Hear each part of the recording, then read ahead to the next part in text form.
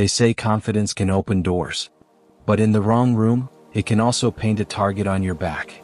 And when a black man in uniform confidence walks into a world built to keep him small, the truth doesn't just threaten pride.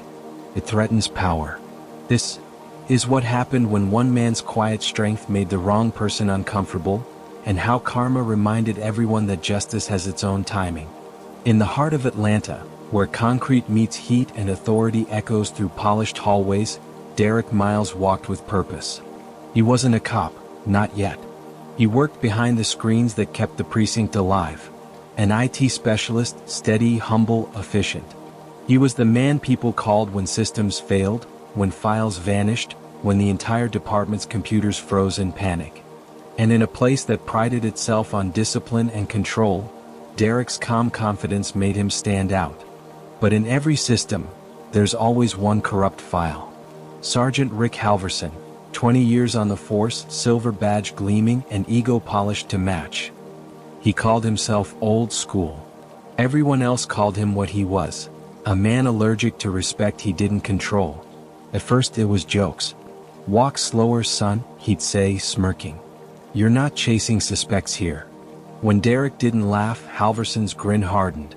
One Monday morning, the precinct's report server crashed. Every officer froze, cases, evidence logs all locked. Halverson barked, "Who messed this up?" Derrick raised his hand, calm. "Not sure yet, sir, but I'll get it fixed. Give me 20 minutes. Halverson sneered. 20 minutes? What do you think this is, a drive-through? The room chuckled. Derrick's fingers never stopped typing. "Sir, rushing it might corrupt the data." Halverson stepped closer. "You talk back a lot for a tech guy."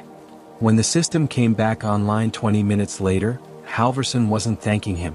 He was typing a report. "Attitude issues," it said. "Insubordination. Strike one." The next week, during a staff meeting, the captain asked for ways to improve reporting times. Derrick spoke up, polite, clear, suggesting a workflow upgrade to save hours. The captain nodded, impressed. Halverson? Furious. After the meeting, he cornered Derrick. "You think you're smarter than the rest of us?" "No, sir. Just trying to help." "Help when I tell you to help. You don't talk over me in front of my men." Derrick didn't respond.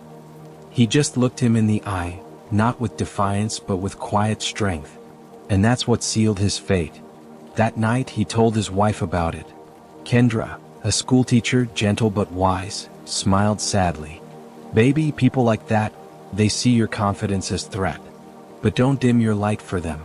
He nodded. "I'll let my work speak for me." She reached over, squeezed his hand. "It already does." The next morning his keycard didn't work. His email was locked. His credentials revoked. He walked to Halverson's office. "Morning, sir, I think there's an issue with my..." Halverson cut him off with a smirk. "No issue. You're done here." He slid a file across the desk. "Security breach. Trace to your login. You're terminated." Derrick froze. "My login? That's not possible." Halverson leaned forward, voice dripping with mock authority. "Maybe confidence made you careless. Turn in your badge, Miles." Two officers appeared behind him. Silent, watchful. And that was that. He'd spent 3 years building that department's systems. 3 years proving himself, earning respect he thought he had. Now all of it fit in a single box. Out on the street, Atlanta buzzed on, cars honking, people hurrying by. But Derrick just stood there still. Days turned to weeks. Applications went unanswered. Word spread quietly, terminated for breach of protocol. He was blacklisted. Bills piled up. Kendra worked double shifts. Derrick stayed quiet, kept studying, praying, waiting. He believed, somehow, someway, truth had a long memory. Then one morning, months later, Kendra burst into the bedroom, phone in hand. Breaking story. Police Sergeant Rick Halverson under investigation for tampering with evidence and falsifying records.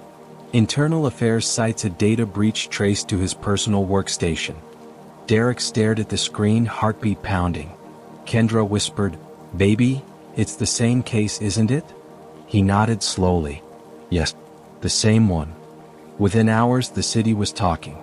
The same department that branded him untrustworthy was now under federal review.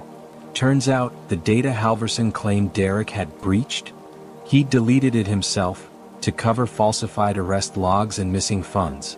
The investigation didn't just reveal misconduct, it exposed years of manipulation and fraud. "Mr. Miles," a voice said, "this is Captain Ruiz. I'm calling to apologize. You were set up. We have the logs. It was Halverson. We're so sorry." Derrick took a deep breath. "Sorry doesn't give me those months back," he said quietly. "I know," the captain replied. "But we're clearing your record immediately. You deserve that much." Weeks later, Halverson was arrested. Misconduct, fraud, abuse of power. The man who fired Derrick for being too confident now stood handcuffed, blinking under the same fluorescent lights he once commanded. He lost his badge, his pension, his pride. And the same city that once ignored Derrick's story, watched in silence. When the city offered Derrick a quiet settlement, he declined the first offer. He didn't want money, he wanted policy. So he fought, professionally, respectfully, until the city issued a statement. Following the wrongful termination of Derrick Miles, new protocols will require independent verification for all internal security breaches. He changed the system that tried to destroy him. Months later, another department called. "Mr. Miles, we saw your story. We could use someone like you." He smiled. "You sure? I've been known to be a little too confident." The voice on the other end laughed. "That's exactly what we need." Now Derrick trains police recruits, teaching them integrity through technology. And every time someone new walks in, nervous but determined, he says, "Confidence isn't arrogance. It's knowing who you are even when others don't." Halverson? No one talks about him anymore.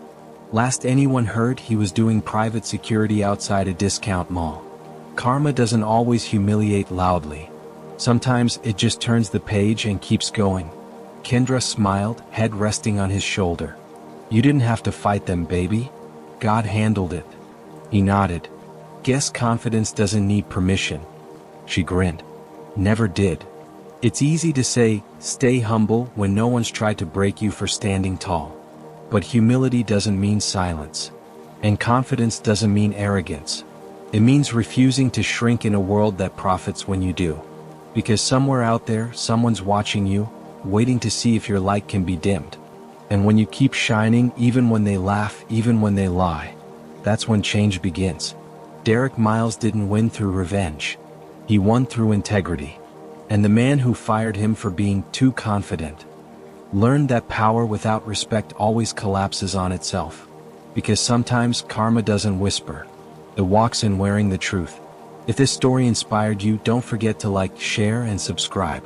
Because every week we tell stories that remind the world that real strength doesn't always shout. Sometimes it just keeps standing.